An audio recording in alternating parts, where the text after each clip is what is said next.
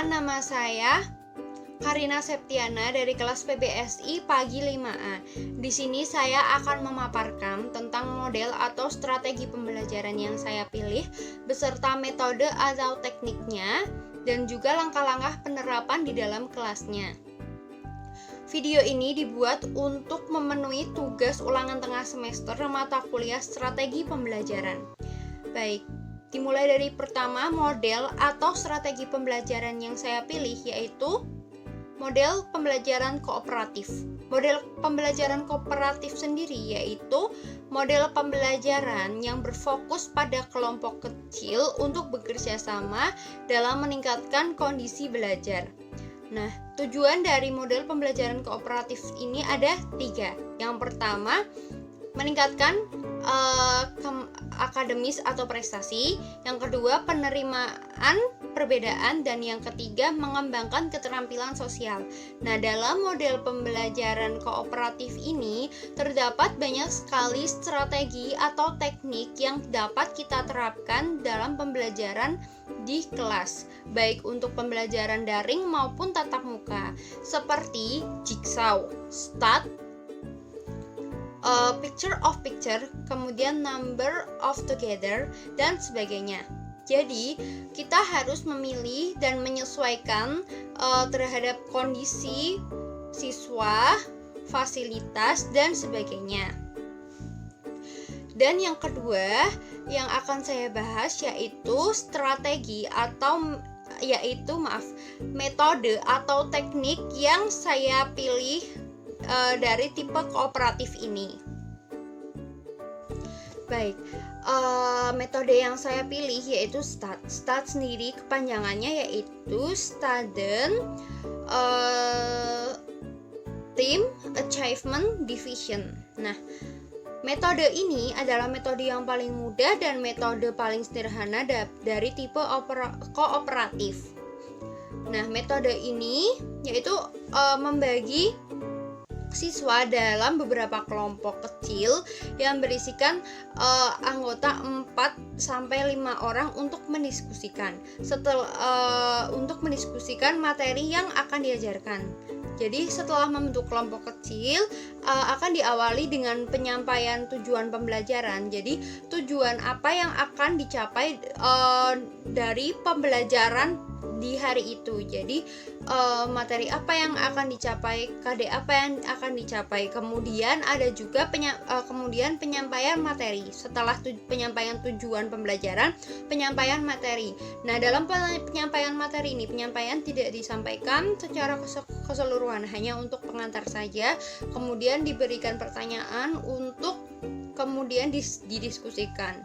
Setelah itu ada kuis. Kuis itu untuk menguji seberapa dalamnya siswa, dan ada penghargaan. Jadi ada penghargaan bagi siswa yang mendapatkan nilai yang paling bagus. Nah, seperti itu gambaran secara kecil mengenai teknik pembelajaran STAT. Nah, dalam STAT ini ada kelebihan pembelajaran dan ada kekurangan pembelajaran. Jadi pembelajaran STAT ini memiliki kelebihan dan kekurangannya. Jadi yang akan saya bahas pertama yaitu kelebihan pembelajaran STAT. Kelebihan pembelajaran STAT yang pertama yaitu setiap siswa memiliki hak untuk berkontribusi dengan kelompoknya. Jadi siswa itu tidak ada yang pasif. Setiap siswa bebas mengeluarkan pendapatnya, aspirasinya, pemikirannya, idenya, menuangkan pola pikirnya di dalam kelompok. Jadi dan siswa lain itu berusaha untuk menghargai pendapat antar siswa. Kemudian yang kedua, menggalakkan interaksi yang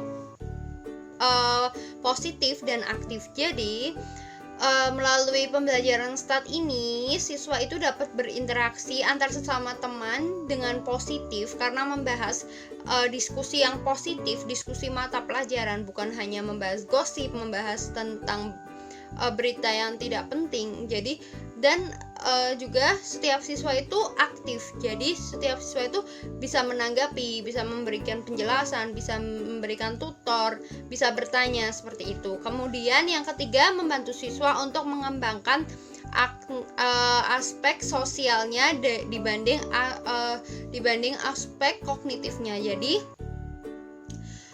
di sini yang diasah itu skill sosialnya. Jadi setiap siswa itu dinilai sama karena di dalam kelompok ini juga disusun berdasarkan berdasarkan campuran. Jadi siswa yang kognitifnya tinggi dicampur dikelompokkan dengan siswa yang kognitifnya cukup maupun rendah. Jadi di sini bukan hanya aspek kognitifnya saja yang diasah, namun aspek sosialnya itu juga diasah. Jadi bagaimana dia berbicara, bagaimana dia mengeluarkan pendapat, bagaimana dia menuangkan pikirannya, bagaimana dia bisa mengatur teman-temannya, bagaimana dia bisa berusaha agar pendapatnya diterima dengan masuk akal, seperti itu. Kemudian yang keempat, siswa memiliki 2 bentuk tanggung jawab. Yang pertama, tanggung jawab belajar untuk dirinya sendiri, untuk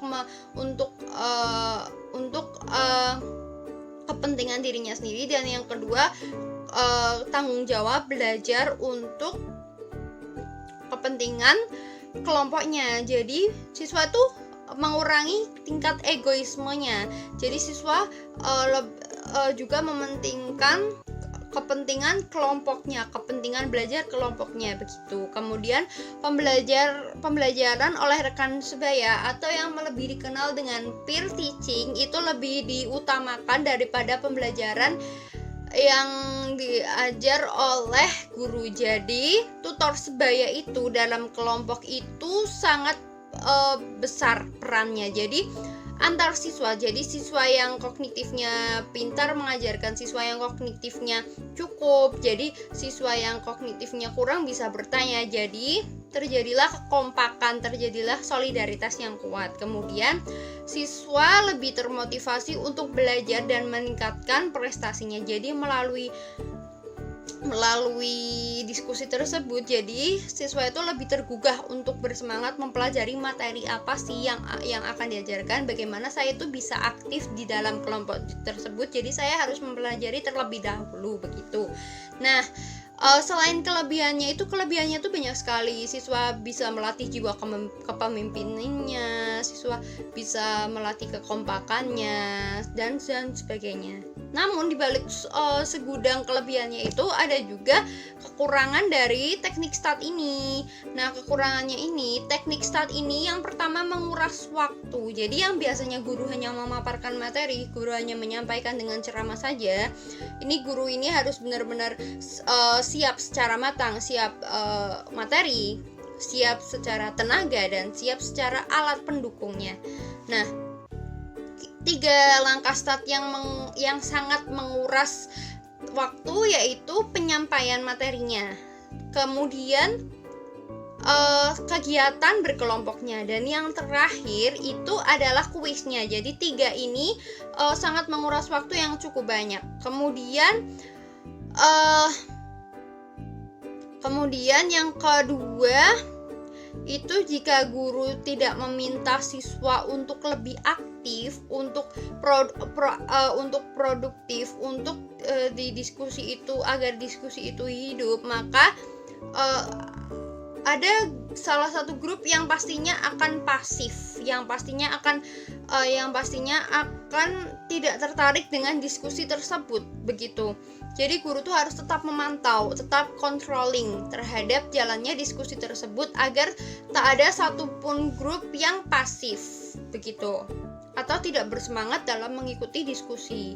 Kemudian jika anggota grup kurang dari 4, maka ada siswa yang terabaikan, dan jika ada anggota grup yang lebih dari 5, maka ada siswa yang menganggur. Jadi idealnya itu 4-5. Kemudian pembelajaran ini dapat membuat siswa yang malas bergantung kepada siswa yang proaktif. Jadi yang presentasi dia saja, yang mengeluarkan ide dia saja, yang maju dia saja, nilai saya akan dikatrol dengan siswa yang proaktif, begitu. Itu kekurangannya. Kemudian saya akan membahas tentang penerapannya di dalam kelas. Penerapan teknik STAT ini di dalam kelas itu bagaimana? Jadi yang pertama, guru memberikan pokok materi yang akan diajarkan kepada siswanya, sehingga guru menyampaikan tujuan pembelajarannya itu apa, teori intinya itu apa gitu. Jadi siswa itu bisa mencari informasinya secara menyeluruh sebelum materi itu diajarkan. Jadi siswa itu bisa dengan niat dari dirinya itu, oh saya harus belajar ini karena minggu depan saya akan diskusi ini. Oh saya harus dengan niat dari dirinya itu, oh saya harus mempelajari ini dulu. Kemudian siswa dikelompokkan dalam kelompok belajar kecil yang berisikan itu idealnya 4-5 orang. Kemudian guru mengawali penyampaian materi. Namun materi yang disampaikan ini tidak menyeluruh, jadi hanya materi pembukanya saja atau materi yang akan didiskusikan. Kemudian materi yang disajikan itu diakhiri dengan beberapa pertanyaan, dapat berupa LKS, dapat berupa gambar, teka-teki, dan sebagainya, yang itu akan menjadi bahan untuk diskusi siswa di dalam kelompok belajar. Siswa akan memecahkan, misalnya pengerjaan LKS, berarti siswa akan memecahkan pengerjaan LKS itu bersama-sama. Kemudian siswa mendiskusikan jawaban dari pertanyaan guru dalam kelompok belajar tersebut. Kemudian, nah di sini skill siswa mulai diasah, skill berbicara, skill berpendapat, skill berpikir, skill bekerja sama, skill skill tolong menolongnya itu di situ diasah, dan guru harus memantau atau controlling, atau guru di situ hanya sebagai fasilitator. Jadi guru harus berkeliling sebagai fasilitator, bukan untuk menyampaikan materi. Nah, setelah kegiatan diskusi kelompok itu akan dilaksanakan kuis. Nah, kuis ini untuk menguji seberapa paham sih siswa saya terhadap materi yang telah ia diskusikan bersama kelompoknya. Nah, kuis ini sifatnya individual atau sendiri-sendiri. Kemudian hasil dari kuis ini akan dilaksanakan penilaian atau evaluasi. Nah, penilaian ini guru akan memeriksa, dan kemudian guru akan memberikan penghargaan kepada siswa yang nilainya itu mendapat nilai yang paling tinggi, kemudian kepada kelompok yang mendapatkan skor rata-rata tertinggi. Nah, kemudian setelah itu guru juga harus memberikan apresiasi kepada kelompok lain agar termotivasi, agar terpacu. Wah, saya materi berikutnya harus lebih aktif, harus lebih memahami materi, karena agar saya itu dapat bersaing dengan teman-teman saya walaupun berkelompok. Pada evaluasinya saya harus mendapatkan nilai yang terbaik, begitu. Menurut saya penerapannya itu seperti itu. Nah, baik, berikut pemaparan saya mengenai model atau strategi pembelajaran kooperatif dengan teknik atau metode STAT, dan kemudian penerapannya atau langkah-langkah penerapannya di dalam kelas yang bisa saya paparkan.